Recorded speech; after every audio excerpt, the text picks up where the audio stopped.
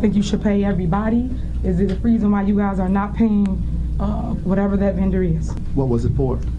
It was for shirts. That's what it's for. You just got it. Deep debt, and that is the finding of an investigation of village finances and the spending habits of beleaguered Mayor Tiffany Henyard. If you think your local government is chaotic, wait until you hear about the political circus going down in the Village of Dolton, Illinois.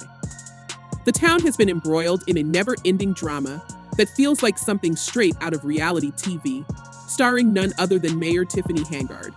The power struggle between her and the Board of Trustees is a jaw-dropping, headline-grabbing spectacle that has the entire village on edge, and it's only getting crazier by the day. Of court, the judge today declining to hold her in contempt, but did warn her that if she did not follow the ruling, he would. But here's the kicker, Henyard isn't just any mayor. Oh no, she's a self-proclaimed boss who's been running things her way, and let's just say it's been more than a little controversial. She's clashing with the trustees, sparking legal battles, and making moves that have left many residents questioning her motives and authority. And let's not forget the court orders and restraining orders swirling around her like a bad storm cloud. What's even more shocking is how she seems to brush them off like they're no big deal, as if the rules don't apply to her.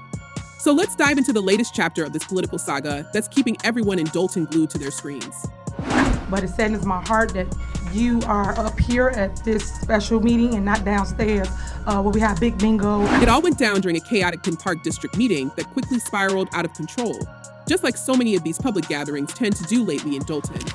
Normally, village meetings are supposed to be boring and routine, a few reports, maybe some minor discussions, then everyone goes home. But when Mayor Henyard is involved, it's anything but dull. This time, the trustees decided to hold the village board meeting at the Park District instead of the smaller village hall. Why? They wanted more space for residents to attend because, trust us, people in Dolton care about what's going on. With the growing tension between the mayor and the trustees, more and more locals are showing up, eager to see the drama unfold live. Who would make a one-day purchase of over $40,000 to Amazon? And the main thing is, what is it? But Henyard wasn't having it. Instead of attending the trustees' meeting, she decided to hold her own event back at the village hall. This is the real meeting, she declared in front of a small group, claiming that the official meeting happening at the Park District was nothing but a farce. You could practically feel the tension through the screen as she thanked her two loyal trustees, Andrew Holmes and Stan Brown, for showing up to support her. But the rest of the board, nowhere to be found. Henyard, who's been battling with the trustees for months, seemed determined to maintain control, even if it meant defying the board. The funny thing is, she didn't have a quorum, so the meeting was ultimately canceled. That didn't stop her from making a big show of things, though. I'm the mayor, she reminded everyone, positioning herself as the one in charge, even if the rest of the board didn't show up. It was like a scene from a political soap opera, complete with power moves, drama, and plenty of back and forth tension.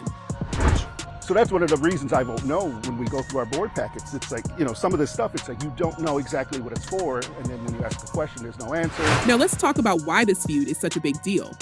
One of the major points of contention is Mayor Henyard's controversial decision to appoint a new village manager, village attorney, and police chief, all without the consent of the trustees. Yes, you heard that correctly. She's been trying to push through these appointments on her own, ignoring the board's authority. And that's where things start to get really messy. Last month, a judge issued a temporary restraining order blocking her from making those appointments without approval from trustees. A Cook County judge issued a restraining order against Henyard, effectively blocking her from making these appointments without the board's approval. But of course, Henyard has been playing it fast and loose, seemingly ignoring the court's orders. It's like she's daring the legal system to do something about it. The judge, Thaddeus Wilson, has warned her that continued defiance could lead to serious consequences, but Henyard doesn't seem too concerned. I'm sure you guys had an awesome time on the backs of taxpayers, but what do we gain from any of these trips? We gain nothing. And get this, even after the judge told her she couldn't hire certain people, some of them were still hanging around Village Hall. Take Michael Smith, for example, one of the people Henyard wanted to appoint. Despite the restraining order, Smith has been spotted at the Village Hall, raising even more questions about who's really in charge and why certain people are still showing up when they've technically been blocked from taking office. The situation gets even stranger when you consider that other former employees, like William Moore, are still turning up at Village Hall daily, even being laid off. Moore, who works full-time at a neighboring township, continues to linger around Dolton's village offices, leaving many scratching their heads. Why is he there, and what role does he play in Henyard's plans? Some trustees have hinted that Moore, along with others, might be helping Henyard circumvent the board's authority, by maintaining inside connections. It all raises the stakes even further, adding another layer of suspicion to the already tangled web of Dolton's political scene. I am about to address some things as the supervisor. There will be no comments, there will be anything, it'll just be me addressing you guys to tell you what's going on. Henyard's actions have led to all sorts of legal scrutiny. Trustees have accused her of consolidating power in ways that are not only unethical but flat out illegal. They're worried that her appointments could destabilize the village even further, and honestly, they've got every right to be concerned. The whole situation has escalated to the point where federal investigators are now getting involved. The FBI is reportedly looking into Dolton's finances, and while it's not entirely clear who's under investigation, Henyard's spending habits have definitely raised some eyebrows. One way that the government always does it is to go and investigate people around her, and that's what they're doing here. Remember when former Chicago Mayor Lori Lightfoot was brought in to investigate Dolton's financial situation? Well, she didn't hold back. After taking a close look at the village's books, Lightfoot revealed that Dolton's general fund had a negative balance of over $3.6 million. Yes, millions in the red, and that's after just a limited examination of the finances. The deeper Lightfoot and her team dug, the worse things looked. For instance, she found that Henyard had racked up massive amounts of unaccounted for spending, including a whopping $40,000 on Amazon purchases in a single day. For what? No one seems to know. They knew what they were doing, and they thought they can get away with it. One of the most bizarre elements of this ongoing drama is the role of Stan Brown. Brown is one of the two trustees who has been sticking by Henyard's side, but his loyalty has been, well, confusing at best. At one point, he was spotted at the trustees' meeting, leading many to believe that he might have switched sides. But the next thing you know, he's back at Henyard's Village Hall meeting, seemingly as confused as everyone else. What's his game plan? Is he playing both sides, or is he genuinely unsure of where he stands? Either way, his presence at these meetings, whether it's with Henyard or the trustees, has become a point of contention. And let's not forget about Andrew Holmes, another loyal supporter of Henyard. Holmes has been one of the few people still backing the mayor despite everything that's going on. But how long can that last? As the legal pressure ramps up, it's hard to imagine Holmes and Brown sticking by Henyard's side if things get worse. And trust us, they probably will. Very appreciative to receive the information today. We have the best mayor ever. I've been here since 1993. The Village of Dolton has reached a breaking point. The trustees are frustrated, the residents are fed up, and Henyard seems to be in her own world, continuing to do whatever she pleases, despite the growing backlash. And the legal threats? They're not going away anytime soon. If Henyard keeps pushing the limits, ignoring court orders, surrounding herself with controversial figures, and making moves that defy both the trustees and the courts, something's gotta give. One thing's for sure, the residents of Dolton are watching closely, and they're not happy. Many have taken to social media to voice their concerns, and they're not mincing words. One comment that's been circulating reads, "When is this uneducated criminal going to be arrested?" It's a sentiment shared by a lot of people in the community who feel like Henyard has been able to get away with too much for too long.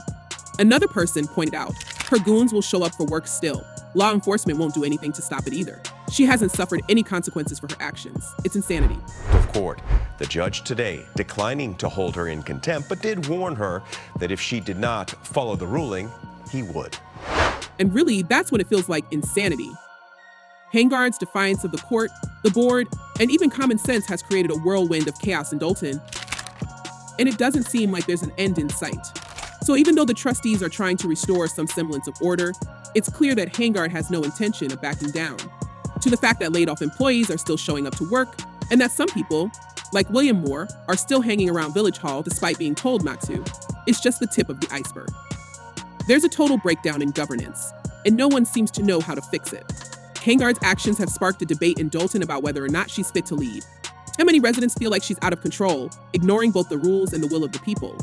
Some have even started to call for her resignation, but as of now, she's showing no signs of stepping down. If anything, she seems more determined than ever to hold onto power, no matter what it takes. Mayor Henyard is in a situation where she feels like she's under attack. So, what's next for Dolton? The situation is unpredictable, to say the least. With more meetings on the horizon, it's clear that the drama isn't going anywhere. In fact, things could get even messier as the legal battles continue to play out. Henyard's blatant disregard for the rules is pushing the village to the edge, and it feels like only a matter of time before something big happens. Will she finally face consequences for her actions, or will she continue to defy the courts and the trustees? That's the million-dollar question. As the community waits for the next twist in this political saga, one thing is clear: Dolton is a village in turmoil, and Mayor Henyard is at the center of it all. The stakes are high, and the tension is building. Everyone is watching closely to see what happens next, and you can bet it's going to be explosive. So, but what do you think? Is Mayor Henyard just playing the game, or has she gone too far this time? And will the legal system finally step in and put an end to the chaos? Let us know your thoughts in the comments below, because this story is far from over.